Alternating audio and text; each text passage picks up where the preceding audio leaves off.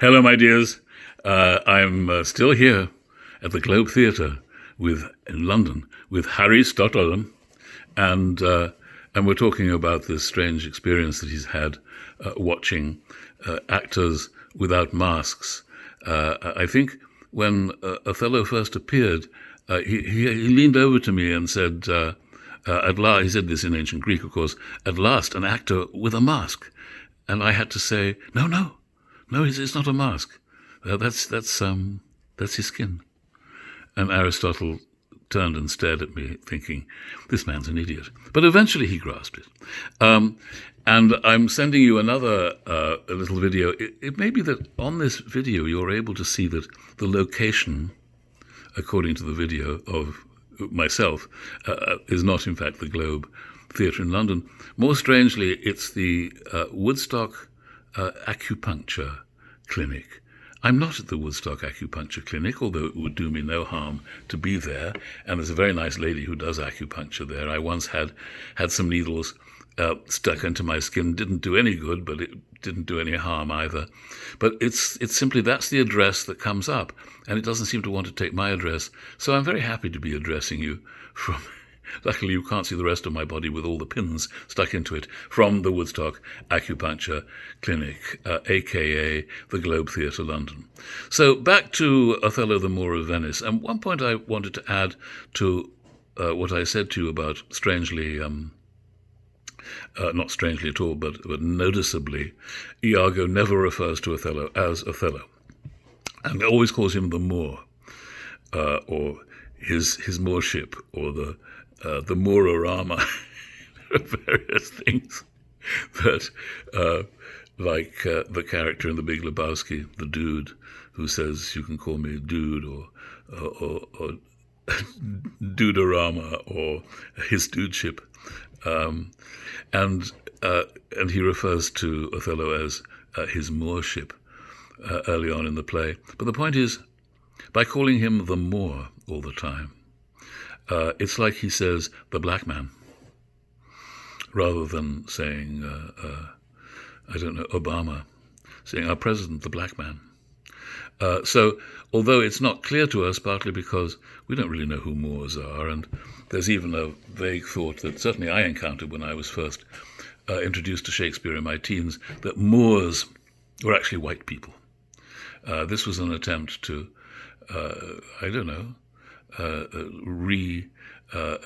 reorganize the racial lines in the play, which is resisted by Othello himself, who says, happily for I am black, later in the play. So much for white Moors. I'm sure there are white Moors. I'm sure there were white Moors.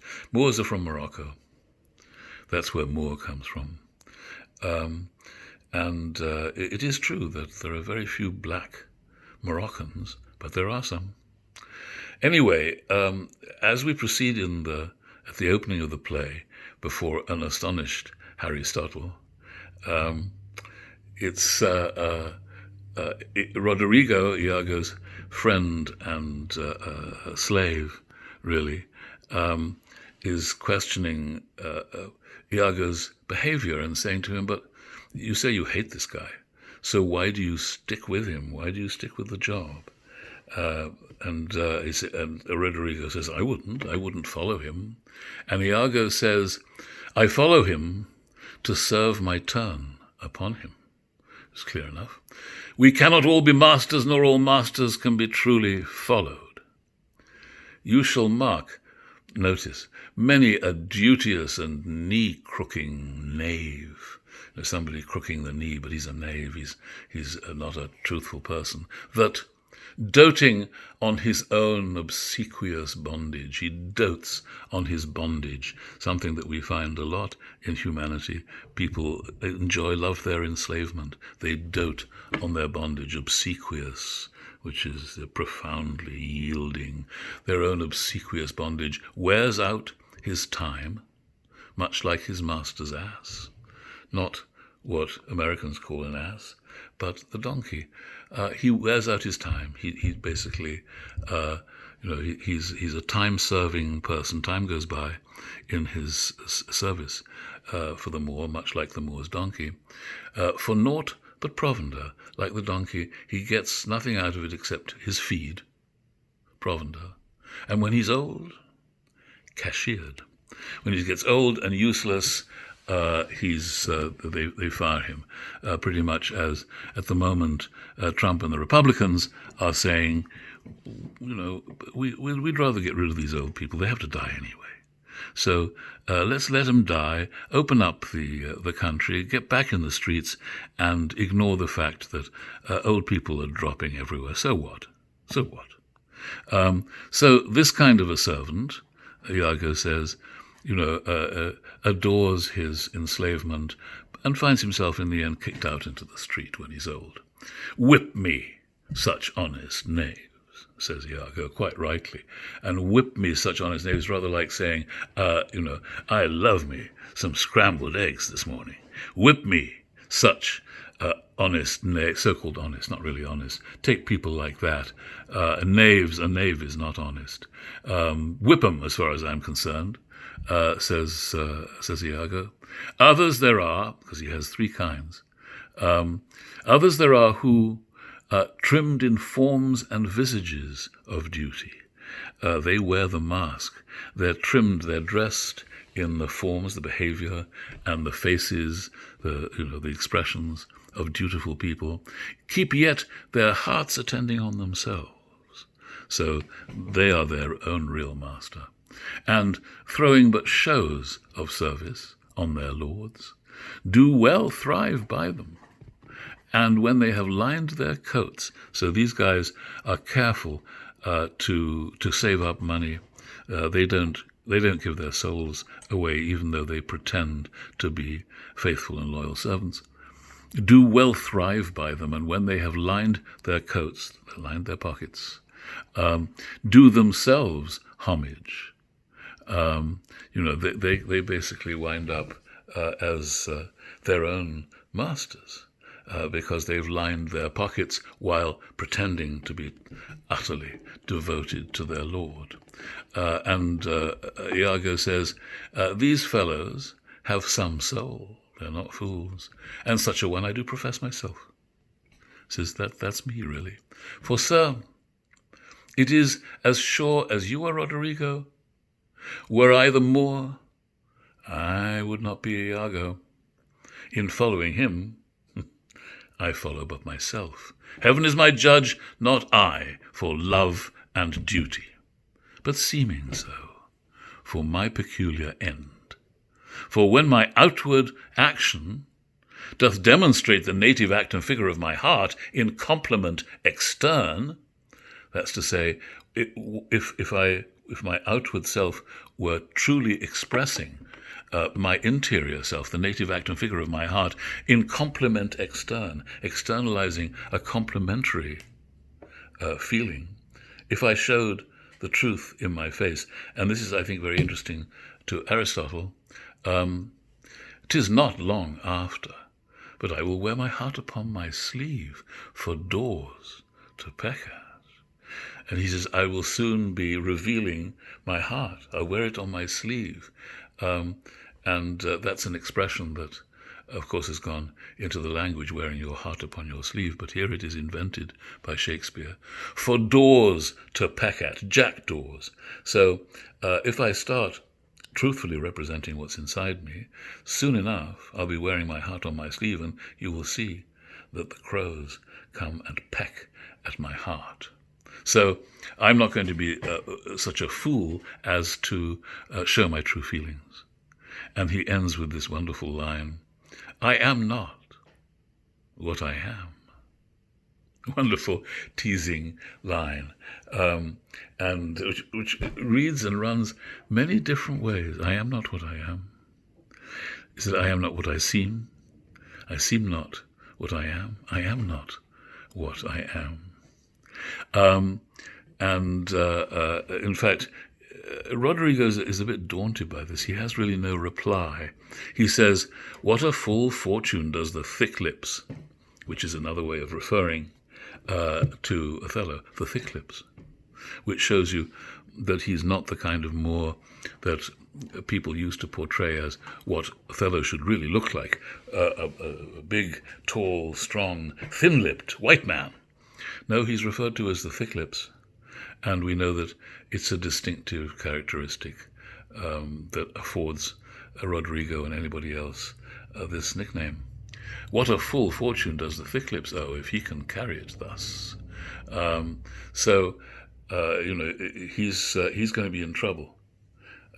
He's going to owe a lot of money. He's going to owe Iago a fortune because Iago is able to play him like a fish. So now they're off to rouse the father, Brabantio, of the lady that Othello has kidnapped from her father for a quick marriage. And this proceeds to the scene in the Senate where Othello defends himself and says, there's Brabantio, who is one of the senators.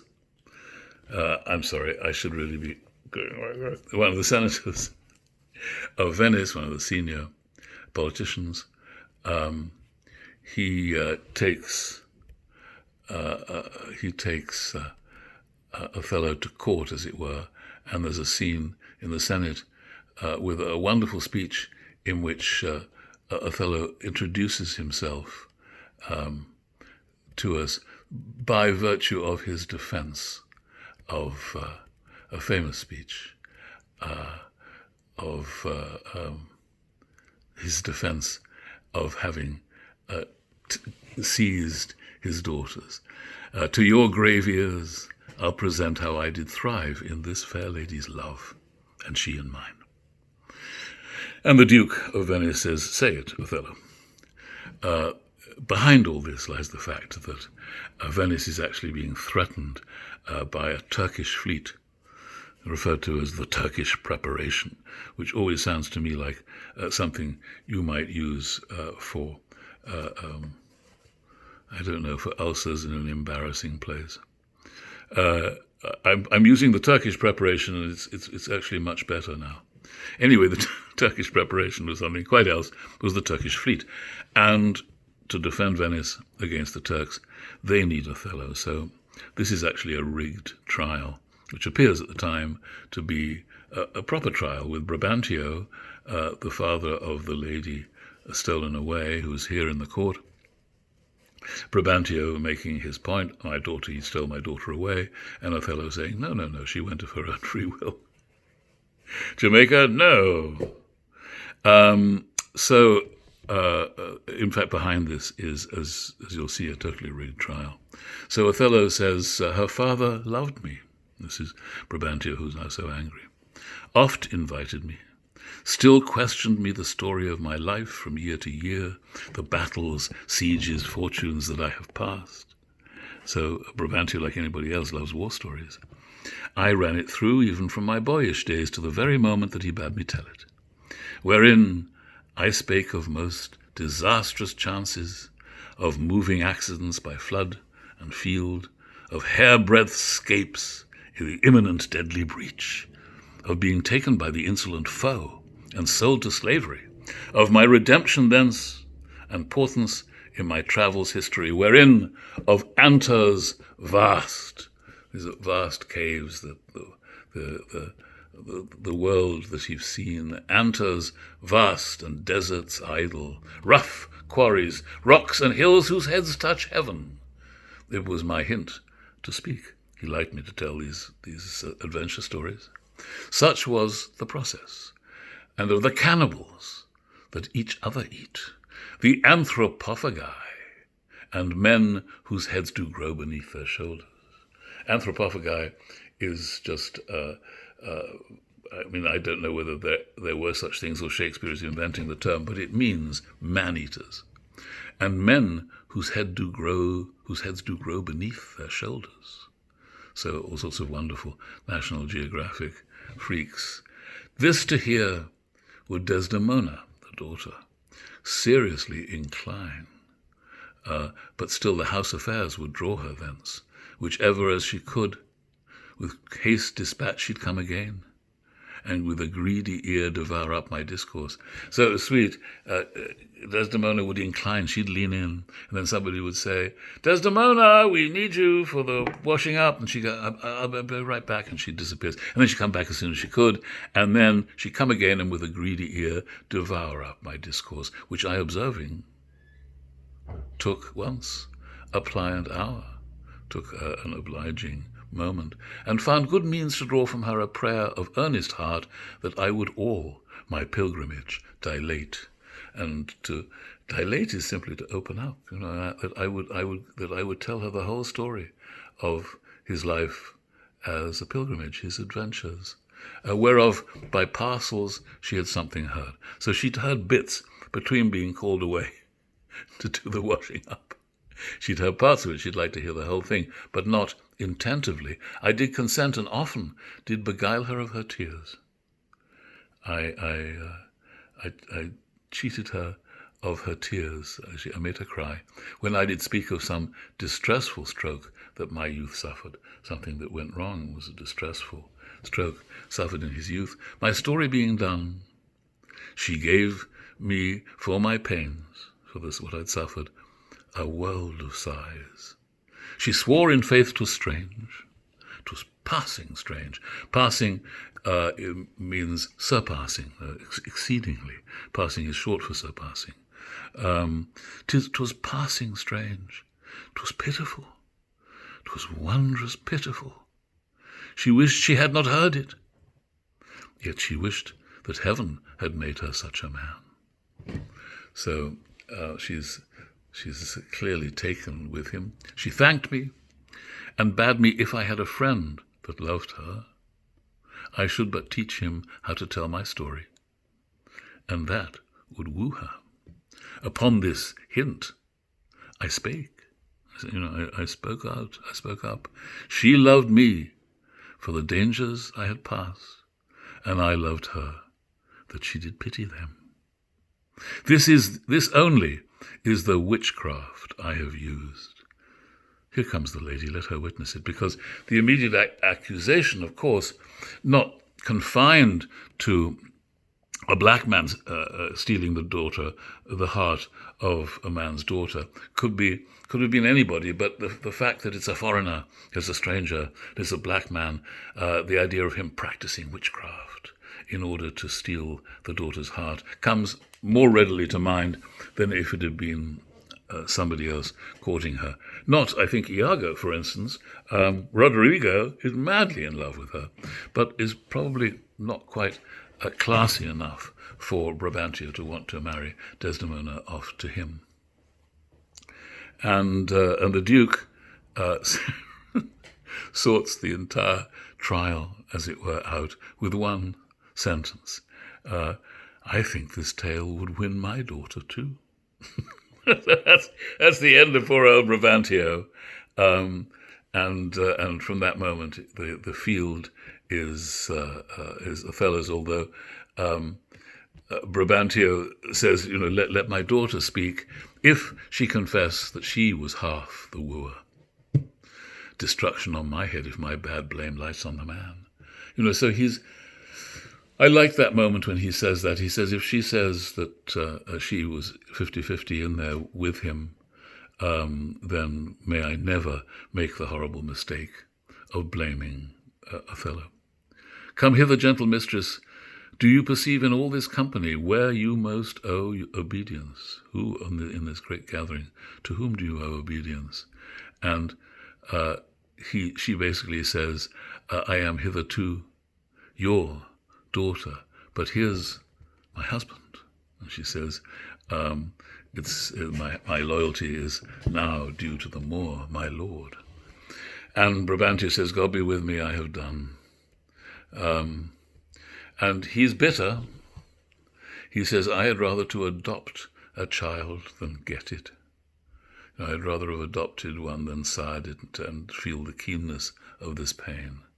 Come hither, Moor. I here do give thee that with all my heart, which, but thou hast already, except that you've already got it, with all my heart I would keep from thee.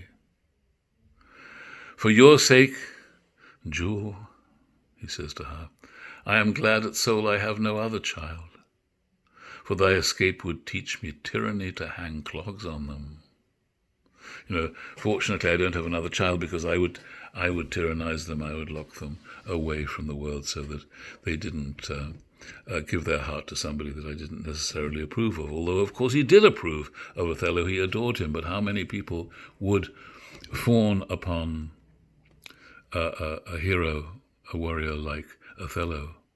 But he, being black, to have the daughter, to have the great pride, no, that's something else. So racism is never far from the story of this play, quite rightly, and perhaps it's not always well understood that Shakespeare saw racism and sexism and classism as clearly as anybody of the 21st century. So, my dears, thank you. Let that be just a little further meander. I need to come back to what Harry is feeling as he watches this, maybe for the second or third time. I think he says to me, I'm so amazed by what you call this theatre, but I don't know what it's like. It's like a child's game, only it's grown-ups. It's very strange. I don't get it. Can we come and see it again? And I'm saying, well, of course we can, but wouldn't you like to see another play? And Harry is saying, not yet. No, I'm still having difficulty adjusting to this one. When shall we see it again next year? I'm saying, no, we don't have to wait till next year. It's on tomorrow night. Tomorrow night? They do this again? Are they crazy? No, it's fine. There are a lot of people come. It's very popular, and so they play these things on consecutive night. That's absurd. This is supposed to be a once a year religious rite. What's the matter with you? Your religion seems to have got a bit lost. And I have to say to him, I guess it has really, but we find our sacredness in the world of art itself. And then I start having a very long conversation with Harry about the gods. So I'm thinking of the gods right now, in that I'm thinking of you and hoping you have the smile of the gods and the mercy of the gods, and are keeping safe and well.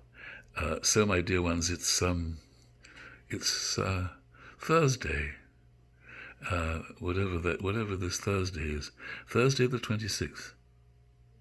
Stay well, and I will see you, as it were, because I'm imagining that I am seeing you, although in fact you're seeing me, soon. Take care.